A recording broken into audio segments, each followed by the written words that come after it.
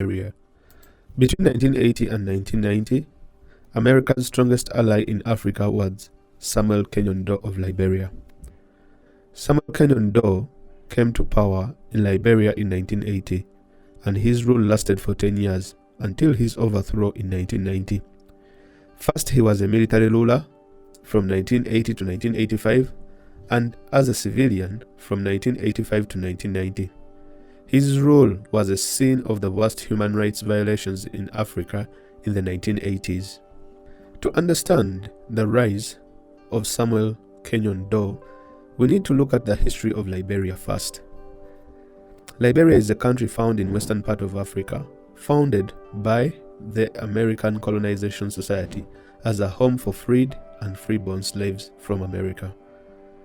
You see, slaveholders in America had concerns about the growing number of freed slaves and their descendants that had steadily grown, which created concerns about the free blacks' ability to aid the escape of slaves or to form a slave rebellion. So in order to address these concerns, they had to repatriate a big chunk of freed slaves from America to Africa, and the place they chose was Liberia. Between 1820 to 1843, 4,571 freed slaves were dispatched from America to Liberia. The new immigrants were known as the Americo-Liberians, to differentiate them from the indigenous people or tribes that had inhabited Liberia for centuries. In 1847, the American Colonization Society encouraged Liberia to declare independence to cut down the cost of running the colony by the American government. With the settlements set up, Americo-Liberians retained most of their American heritage in architecture, dressing. They also adopted the single star and stripes flag to represent their country. They named the capital Monrovia after the 50th President of the United States of America, James Monroe. For more than 100 years, from 1877 to 1980, Liberia was governed under a one-party rule by a party known as the True Whig Party, which monopolized power, a record no other party in the world has ever equaled. The Americo-Liberians saw the indigenous people as backward and only fit for exploitation, and as a matter of fact, they subjugated them, discriminated them, and rigidly controlled them. In 1931, a report by the League of Nations implicated senior government officials in the involvement with organized slavery that forced the then Liberian president to resign. The Liberians were looking for a savior to free them from all this suffering, and the opportunity presented itself in the early 1980s.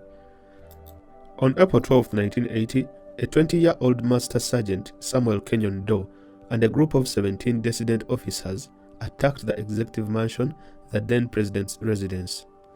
His death was brutal, where he was shot 3 times in the head, eyes gouged out and dismembered. His remains were hauled off in a mass grave with 27 others who died defending the palace at the time. The son of the then president, Abit Holbert, also met a similar fate, and thus that marked the end of the 133-year rule of Americo-Liberians and the True Whig Party. The days that followed, ministers and high-ranking officials were also rounded up, made to walk nude around the capital, and then executed publicly by firing squad at Monrovia Beach amid jubilations from the public. Having taken power at 28 years old, Master Sergeant Sergeant Kanyon Doe was the youngest and the lowest-ranking officer to take power in Africa. Just like many cool leaders in Africa at the time, he made grand promises about eradication of corruption, oppression, and fight against economic inequality and restoring the country to civilian rule. However, in no time he suspended the constitution, promoted himself to general, and established the People's Redemption Council, composed of 17 coup makers, of which he chaired. The executive and legislative branches of the government were dissolved, banned all political activity, and declared martial law. He released 50 opposition leaders and arrested 91 from Holbert's government. With no constitution, Doe ruled by decree for 5 years.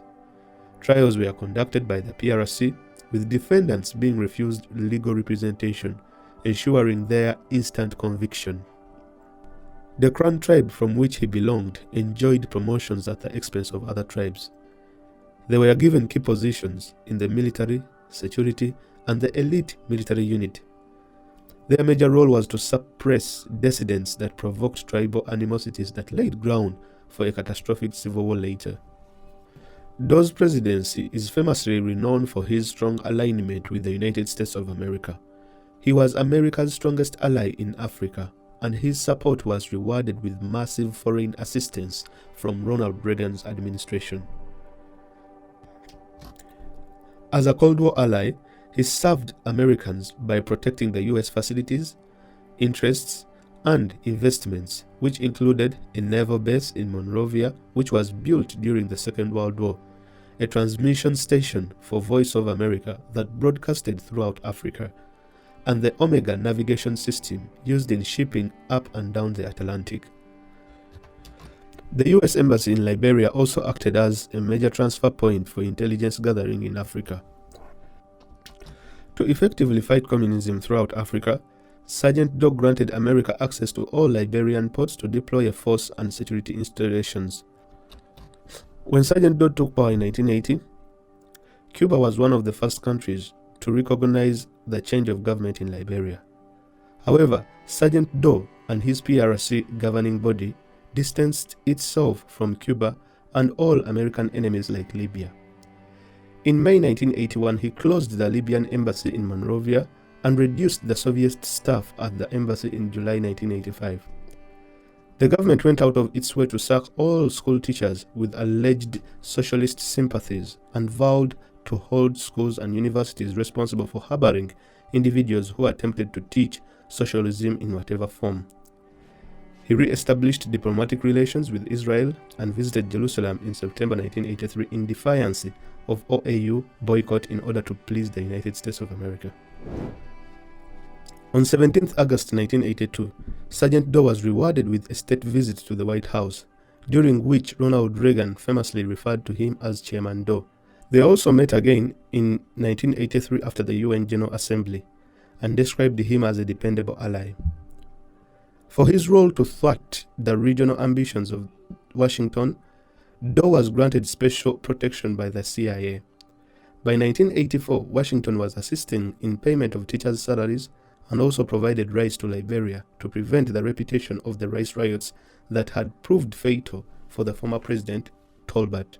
Between 1980 and 1985, Samuel Doe received $500 million in aid and loans, making Liberia the highest recipient of American aid in sub-Saharan Africa. However, most of this aid was mismanaged and spent on self-enrichment, from acquiring 2 private jets, 2 mansions in Liberia, real estates in New Jersey, California, Florida, Brussels, and fat overseas bank accounts. He used part of the funds to also install a satellite dish on his mansion so he could watch speeches by Ronald Reagan, whom he professed to admire. It is estimated that Samuel Doe and his associates embezzled over $300 million during the 1980s. Doe himself is said to have stashed away $5.6 million in an overseas bank account. In 1984, under intense pressure from the US, Doe was convinced to hold elections and lift a ban on political activity. Despite promises to retire and return power to civilian rule, he announced his intent to stand in the 1985 elections. He is also alleged to have changed his official birthday from 1951 to 1950 in order to meet the new constitutional requirements that required the presidential candidate to be at least 35.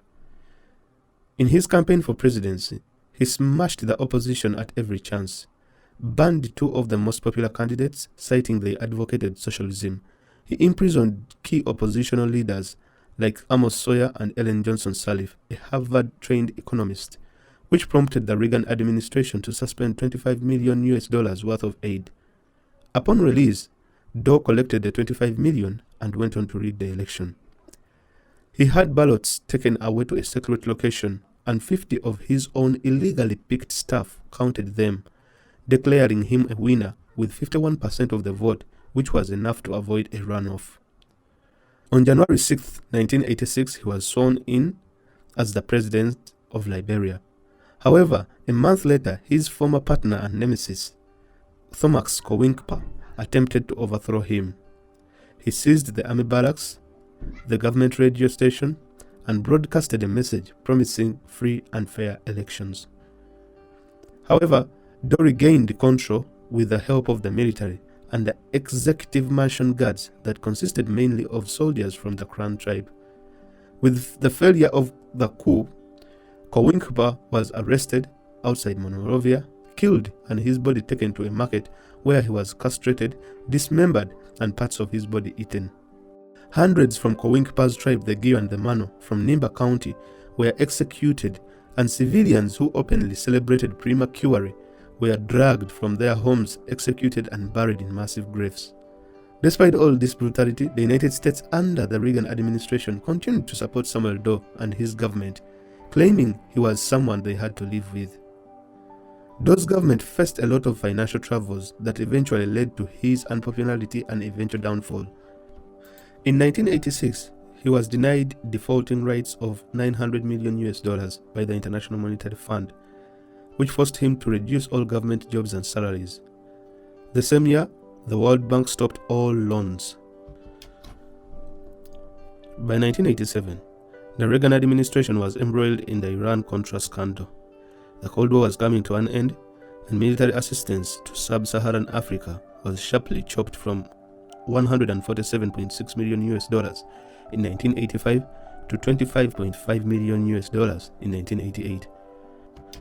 With a decrease in the US financial support, Sergeant Doe turned to countries like Israel, Romania, South Korea, and Nigeria.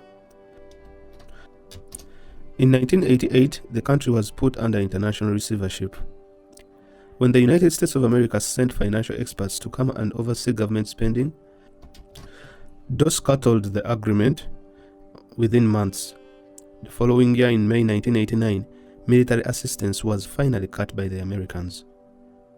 Sergeant Doe had outlived his strategic usefulness to Washington. Bereft of US support, he was left vulnerable to new predators.